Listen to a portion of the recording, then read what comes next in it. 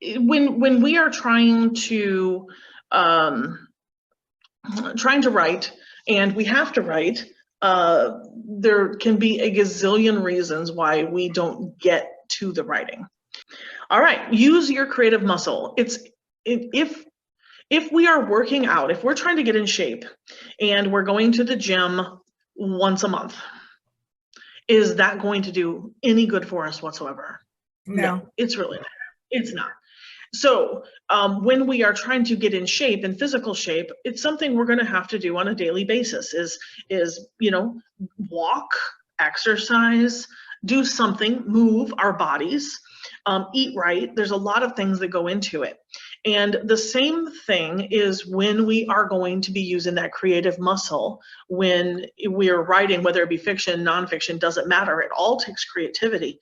And if we ignore that muscle for weeks on end, and then we expect to just really be a pro at it and pick up and have this amazing creative session of writing, well, we're crazy. It is the same principle. We have to exercise that creative muscle regularly. And so if you're not, then the expectation must be low, because we're just, that would be like me going to the gym like once in the past 2 weeks because I've been ridiculous, and expecting to lose weight. That's just a dumb expectation. If I'm not going to go to the gym, then my expectation needs to be low. And so one of the first things that you have to do is you have to start using those creative muscles, and putting them to good use daily will help build up your creativity. And you'll just get better and better at seeing, just watching the rainfall outside, and, and picturing a scene for whatever. I mean, it's like the creativity just comes. The thought process is, you see opportunity for writing everywhere when you're exercising that creative muscle. All right, go ahead and scroll, please. Oh, I'm scrolling. Oh, look at me. Okay, never mind. I'm scrolling, Dan. All right, it's working. All right, develop a writing routine. Part of that exercise, the creative muscle and getting that creative muscle in shape, is developing a routine. Now, it could be you get up an hour early every day. It could be you stay up an hour late. I used to stay up late at night and write. Trying to get away from that habit, but I'm trying to form new habits, which are tough. So because that one worked for me, staying up late worked for me, but it doesn't work well for my business. And I'm sure those of you who work full-time jobs outside of the home, if you wrote all night, it would not be good for your business and your job either. So, having to come up with a writing routine that fits in your schedule it's imperative. And that's a necessity if you want to develop that creative muscle. Okay. Let's see here. All right, change your environment. Now this could be extreme, like going to the beach, which, that's a great idea to me, or the mountains, or a lake, or a cabin, or whatnot. But it could also mean changing from the desk that's in the corner of your living room to your outdoor patio, or to your kitchen table, or to the park or a coffee shop. A lot of times just changing up the scenery around you will give you a creative boost. I will take my laptop, and when I'm writing, I'll go to a coffee shop, or I'll go to a workspace, or I'll go, I don't know. There's something about it. There's something about it that sparks your creativity from changing up the scenery. So me, I am here now. I'm at a house. I purposefully chose a location that was fairly close to home, but that had an amazing outdoor space, because I want to take my computer out in the morning, have some coffee, and just sit and work. And so it's got a really nice outdoor table with some cushioned chairs, comfy, and I can sit out and just enjoy nature while I'm writing. So what a change of scenery. Who's talking? What's up? Am I still being heard? Yes. Okay. All right. The next thing is free writing. Free writing is just getting on your computer and writing whatever comes to mind, or on a notepad and grab a pen and just write for 10 minutes, 15 minutes, 20 minutes, whatever. Just write whatever pops into your head. It may have absolutely nothing to do with your current work in progress, but it is going to start exercising those muscles. Okay, and it's just called free writing. It's a great way to just start getting in the habit of doing what you need to be doing. A lot of times when I climb into the shower, ideas will come. And I don't know if this is true for anyone but me, but it is just where that, that water starts hitting you, you got a nice hot shower, and you just let your mind relax. And I think that's a big part of it, is allowing your brain to rest. A lot of times I will be thinking about all the things I have to do, all the clients I need to serve, the emails that I haven't got to yet. And it just, when I can get out of that, the constant thinking, the constant brain awake, and just allow myself to relax, then I start getting that creative vibe back in my head. Just and for me it's really important because I really rely on my creativity to write my fiction, write my novels. And if I am constantly thinking about all the do's and the lists and what has to be done, then I'm not leaving any space in my brain for that creative thinking. So something to relax. Maybe for you it's a hot tub, maybe it's a hot bath, a bubble bath. I don't know, maybe it's a walk, a long walk, but do something. Okay, so sometimes we get stuck. We're like, well, my character's doing this and I have no idea where to go next. But if we can look at the situation, if we can pull ourselves and look at it like when you're viewing a whole, like a scene from above, and you can see everything. Okay, so if you change your POV, meaning if you start to look at the situation, the scenario, the book, the scene, whatever it is you're in, from one of the other characters' positions, and think about how they might view what's going on, and that might give you some fuel to write it. So write some more when you're looking at it from someone else's point of view. That can be a powerful way to do it. When I'm writing my novels, I don't head hop so much, but I do change POVs. And a lot of times it'll be just by chapter, but it really gives the stories a charge, just an electrical charge. So if my bad guy has short chapters and it's just his internal battles that he's working on, or things that he's planning on doing, or how he's viewing the situation, and it gives a little glimpse into where he's coming from or where he has been. And that is enough to often get things moving forward. Okay, so change your POV. And it doesn't mean change in the book necessarily, but change how you're approaching the story. Think of it from every one of the characters in your story, not just the main character.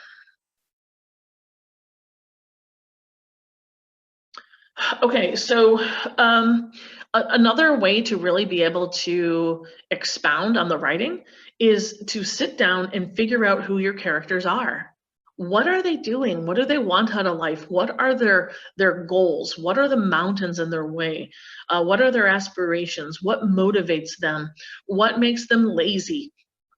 Sit down and make a list of your characters and every attribute that, are they quirky? Are they, do they hate beans? I hate beans. So, sometimes my characters will hate what I hate, but give them something and make sure that you're giving them a flaw. No one is perfect. Every character should have a flaw. And once you figure out what a character's flaw is, you can add that into your story. It's, if you've ever watched the show Monk, right? And you're watching Monk, well, a lot of that is, well, of course, he's solving mysteries and whodunits, but a lot of it deals with his quirkiness. And that's what makes that show so appealing, is So he's, you know, he can't step on the cracks on the sidewalk, or he has to touch every meter, you know, the pay meter for parking. I mean, those are like things that the writers used to make this story unique and different from every other mystery out there. And so what can you do, and how can you define your characters to make your story unique? And so I think that that's one thing that we have to remember is the more unique the it's appealing. It's appealing for readers. Okay, so one of the things that I was, you know, when I was thinking about all this is, if I am writing a book, say it was one of my cozy mysteries, and let's see, it was the this little piggy wound up dead, or whatever the name of that book is that I wrote. I know, but it takes place in this park where everyone's set up and they're doing a pig cook-off. Okay, and so what if you went to the park? What if you went to a park, if your scenery is park, and you took pictures and you walked around the park and you looked for unique things, and you looked for weird trees, or you looked for ruts in the ground? I mean, just to amp up your own story. And what if you took pictures and you brought those home and you had them on a board? And I mean, you talk about just these little things like this can really spark your mind. It can really spark your thinking and what it is that you want to do in your book, and give you ideas that you may not have even thought of. You know, so what if you're at that park and you watch a dog get away from its owner, and the owner is chasing after this dog, full-fledged running, right? And this the leash is falling behind him, and he's running and running. And I mean, you can create a scene out of something like that, but would you have thought of it necessarily if you hadn't have been sitting there watching things that went on in this park?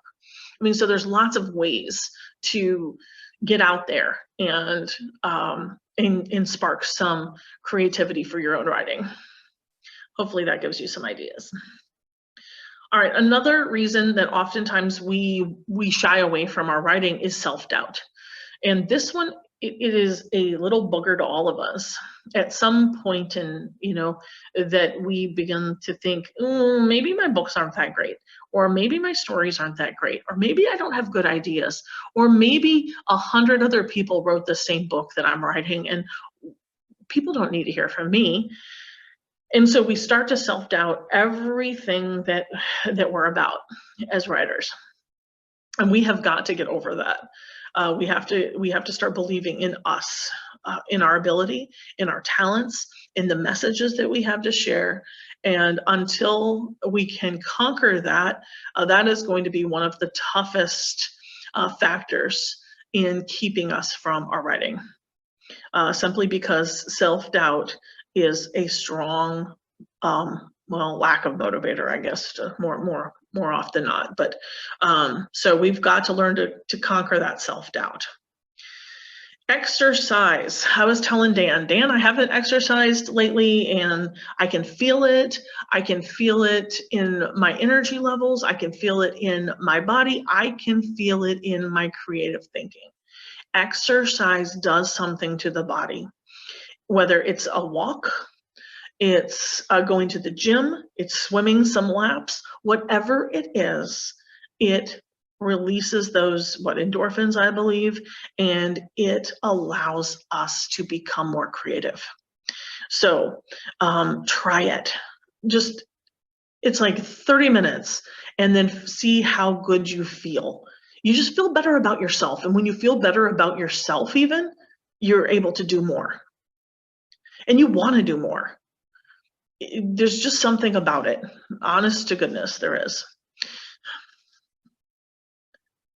Read. All right, so when I start a new cozy mystery, like Jonna and I really want to get, we started writing a cozy mystery here back, I don't know, a few years back. And, you know, she's like, Mom, we need to do that. We need to put it on and get it done and blah, blah, blah, blah, blah. And I'm like, you know what, you're right. And so what I need to do is I start reading in my genre that I'm writing in. Not to copy any stories or anything like that, but it sparks my creativity. It gives me lots of ideas. It was like when I scrapbooked. I would look at lots of scrapbooking stuff. I would go on and look at layouts, and it would just be like, oh, I could do this and this and this with what I have. And my layouts would be absolutely gorgeous because I used other people's creativity to spark my creativity. And that's what happens when you read in your genre, in the genre that you're writing in. It'll spark that thought process and get you thinking about what it is that you want to put in. It'll remind you to add in, it'll,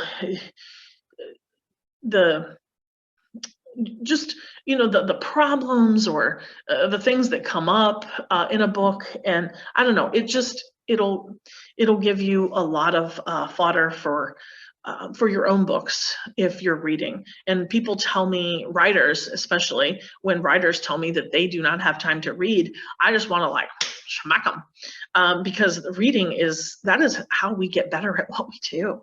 That's how we learn to write better, is by reading. And if we're not reading, we really have no business being a writer. That's a tough one to say, but it is the truth. And we have to be reading. It's just imperative. Okay, let's see here.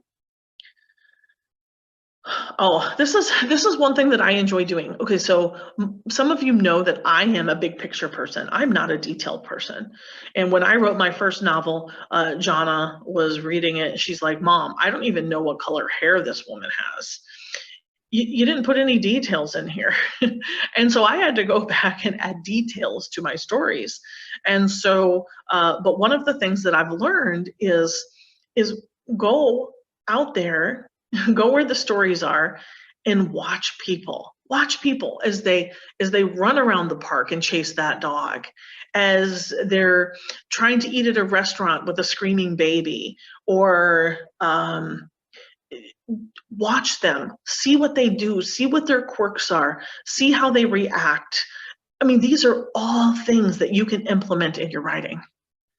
There is a world of ideas out there if you just step out the front door and go where the people are.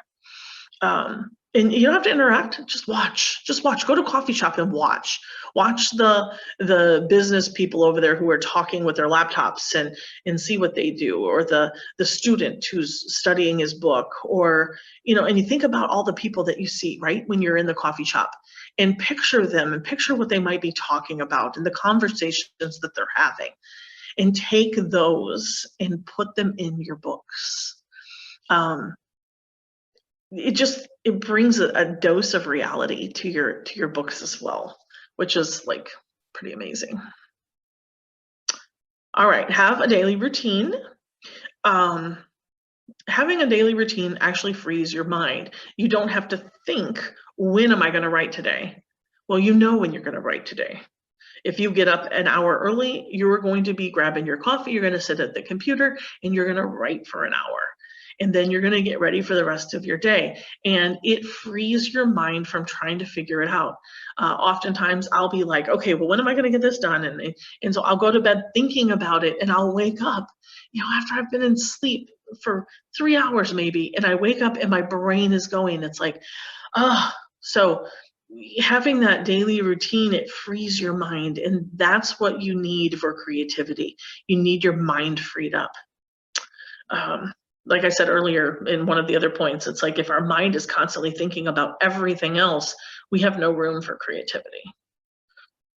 I think that was in the shower one.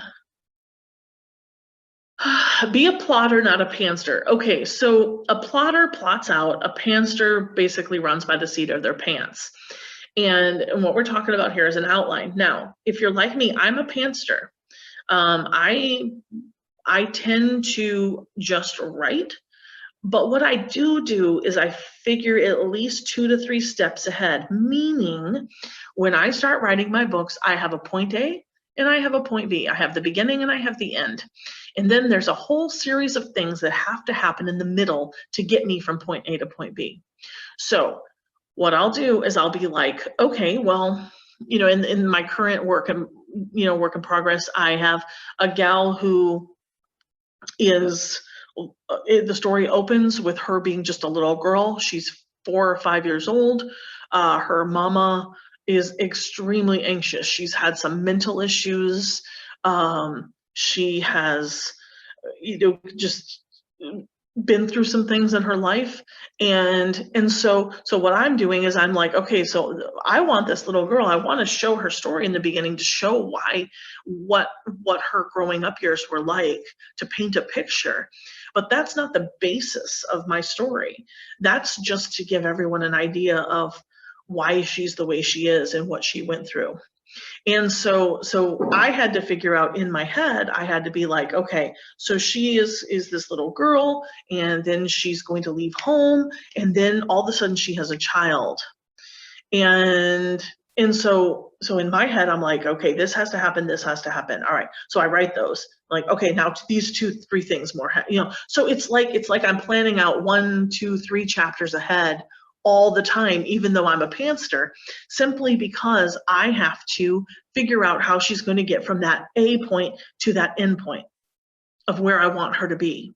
And so for me, it's like mini outlining, but it helps a lot. Okay, if I have to have some clear direction on where I'm going. And if I have clear direction, then I can write. So I can sit down and write. If I have those 2-3 ideas for the next 2-3 chapters, I can write those next 2 chapters.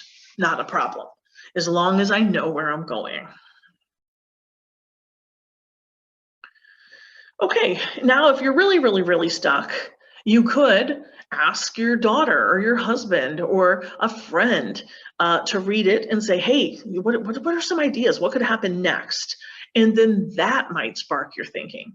And you may not even do exactly what they tell you, but it'll give you ideas. And I love when that happens. So it'll just be something like out of the blue. It's like when I talk to Jana about covers, for instance. I will tell her, it's like, okay, well, try this and this and this. But that will spark her creativity. And then she goes way above and beyond anything that I asked for. So it's that kind of a thing. It is taking someone else's ideas and then just expounding on them. Keep a notepad next to you at nighttime and with you all the time. You don't want to lose ideas. I know I've talked about this before, so I don't really need to pounce on it, but that notepad and the pen is just, if you wake up in the night and you have an idea, if you write it down, that releases your brain to be able to go back to sleep. And I need to start doing this probably every night, because every single night I wake up. I think I had a night maybe 3-4 nights ago when I looked at Dan and I just went, oh my gosh, I slept all night long. It's been years since I've done that. And so I don't sleep all night long. I wake up thinking all the time.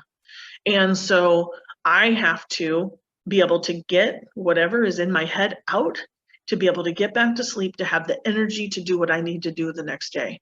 And so, but that is also a great way because creative thoughts come to you when you're sleeping. Because why? Because your brain is resting. What do we talk about? If your brain is like going crazy, then you're not thinking, you're working, your brain is working. And if we allow it to rest, then that creativity can flow. So this is the same thing. Just write them down, then it's out of your head and you can, get back to doing what you're doing and deal with it later. But at least you don't lose it if you write it down. And stop trying to be perfect. When you're writing, do not worry about if it's exactly where you want to go. Don't worry whether it's the perfect grammar or if you have all of the punctuation you need or the right tense. Those are things that can be fixed. Getting your story out of your head, out of your heart, and onto paper is a job. It can be a chore. And if you're trying to be perfect, it's just not going to happen. Because first off, none of us are perfect, none. So we have to be content with what we have and just continually learn to get better and grow at what we do, because none of us will ever be perfect. So don't expect perfection. And actually, I want Jana to hop in here. Jana is going to share a little bit about the process with children's books. She has had wonderful success with her children's book. The Grandest Gorgonzola. And then she's working on book 2 of that, and she has another children's book that she's already written, and I think that has started the illustration process. So Jonna, do you want to hop in here and talk about when you're writing a children's book, how to keep that creativity going? Yeah. So, one, I'm a very visual person, and I always have been. So, looking at what's selling, like going to a Barnes and Noble and look at what books are front facing on the shelves really helps me. I have a 6-year-old daughter, so we have, a few hundred children's books in a reading closet downstairs under the stairs. And there's a few favorites that I have, and whenever I'm like, oh gosh, I don't know what to do, I read through those books because they're very the ones I like are very interactive, and they just kind of inspire my creativity a bit. And my books are full of alliteration. So with writing the second book, something I did is it's focused on the letter P. And so I went through and I came up with a lot of like a bunch of words that fit in the story that begin with that sound and that letter that I want. And I had that list next to me as I've been working on writing it. So I'm like, oh, this would be a great word to put into this scene and incorporate it in. So having those references to kind of go back to. And those are the big things for me. And really just staying motivated and looking at examples and kind of elevating what I like and then making it in a sense.